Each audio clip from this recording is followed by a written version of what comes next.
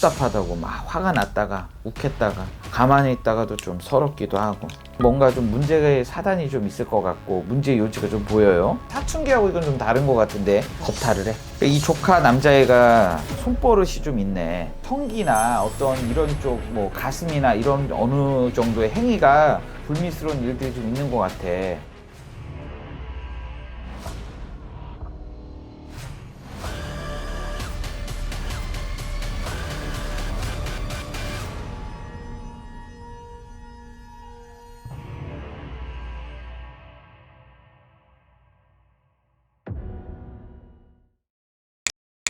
안녕하세요. 네. 성함이 어떻게 되세요?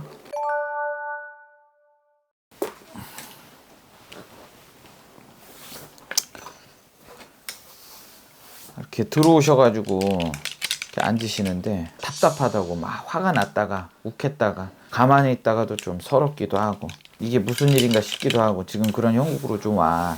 집안사에도 조금 걱정이 많고 근심이 많은 형국이고 집안에 말 못할 사연이 많은 형국이고 어찌 보니 여태까지 남한테 손 벌리지 않고 열심히는 사셨는데 부부간에 인연도 맺고 자식도 낳아가면서 금이야 동이야 오기야 하면서 키우시면서 살기는 사셨는데 답답한 게 좀 밀려오고 자식들한테도 그렇고 뭔가 어려운 수준이 많텐다. 애들한테도 좀 안 좋은 일이 좀 있고 본인의 마음도 그렇고 허전도 하고 공허도 하고 이걸 어떻게 해야 되나 저거를 어떻게 해야 되나 지금 이런 형국으로 좀 돌아요. 남편하고의 뭐 별 문제는 크게 없을 것 같아요. 남편 성이 뭐예요?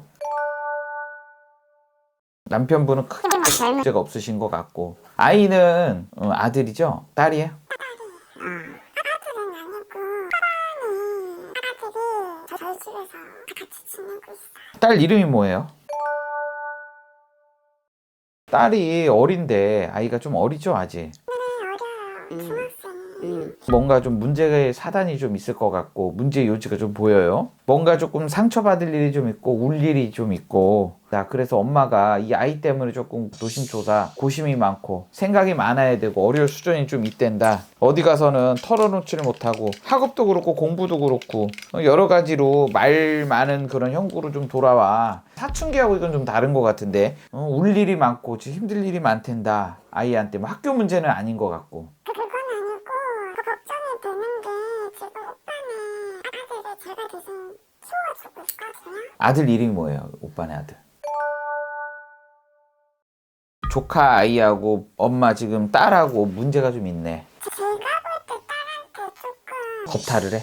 그런 게 있는 것 같아요. 제가 온 뒤로 애가 의기소침해지고 있고요. 이 조카 남자애가 손버릇이 좀 있네. 사촌인데 만지고 이렇게 좀 되는 거에 대해서 좀 맞아요. 그 한 번은 식탁에서 밥을 먹는데 우리 딸 등을 어떻게 뭐 터닥도 아니고 이상하게 이렇게 만지는 걸 봤는데 더 화가 나는 거 얘가 지금 사실 오빠가 중국에서 결혼을 했거든요. 어릴 때도 중국에서 살다 보니까 중국어를 조금 해요. 자기가 조금 화나거나 뭐가 좀 마음에 안 드는 게 있으면 중국어로 막 욕하는 듯한 어떤 행동들을 취하는데 소통도 안 되고 아니 뭐 그걸 떠나가지고 사촌인데 딸한테 뭔가의 성기나 어떤 이런 쪽 뭐 가슴이나 이런 어느 정도의 행위가 불미스러운 일들이 좀 있는 것 같아.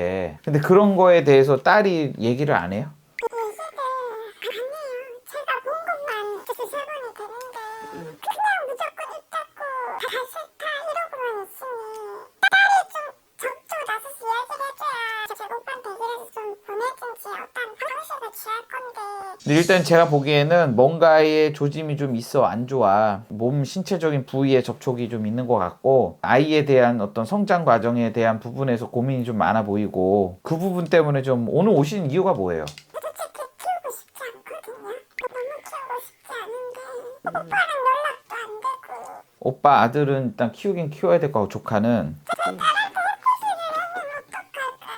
해코지는 아니고 사랑에 대한 애정결핍으로 약간 좀 뭔가 좀 잘못 배운 거죠. 이거는 엄마가 좀 원만하게 해결하려면 조카를 데려다 놓고 좀 얘기를 하는 게 좀 나을 것 같은데 그래야 좀 이 부분을 넘어갈 것 같고 얘기 잘하고 하면 원만하게 넘으실 것 같아서 큰 걱정 없이 가실 것 같아요. 지금 집에 이런 바람이 분 게 아이에 대한 바람, 저 오빠의 그 이런 바람, 뭐 본인의 집안에 바람 분 게 전체적으로 오래됐어요. 바람 분 게. 원만한 가정도 꾸리기가 좀 어렵고 딸도 좀 이런 걸 겪는 것도 어쨌거나 바람의 어떤 연속적인 거거든요. 편할 일이 있어야 되는데 100%는 우리가 다 살면서 편하지는 못해도 어느 정도 그래도 범주 안에서 노력하면서 살면서 물론 이제 아플 일도 있고 다칠 일도 있는데 최소화시켜서 조금 이렇게 살잖아요. 그쵸? 다치면 뭐 좀 치료를 받고 치유 과정이 있고 뭐 하듯. 그런데 이 집은 이런 부분보다 부부간 뭐 오빠도 있고 뭐 가족들도 그렇고 위기나 이런 것들이 좀 많은 것 같아요. 항상 머리 아플 일이 자꾸 많은 것들이 바람이 분 지가 좀 오래됐다 이렇게 좀 나와요. 특별한 건 아닌데 바람이 분 지 오래됐으니까 좀 종교 바람인 것 같거든요. 많이 좀 빌고 좀 닦아가면서 사시는 게 좀 좋을 것 같아요. 원래 빌던 집안인데 가족 누구도 안 빌고 사는 것 같아.